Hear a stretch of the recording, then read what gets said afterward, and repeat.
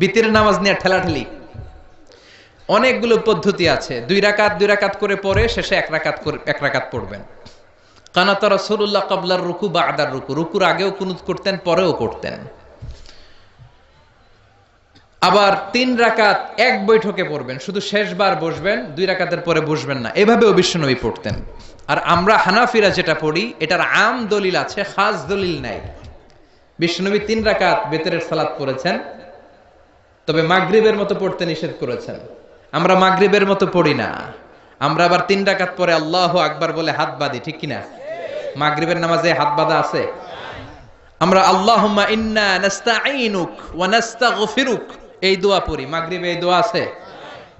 হানাফিরা এই হাদিসের আলোকে আম দলিল নিয়েছেন যে 3 রাকাত আমরা যেভাবে পড়ি মাগরিব থেকে একটু টুইস্ট করে আলাদা, এভাবেও পড়া যাবে। এই মৌলিক 3টা পদ্ধতির যে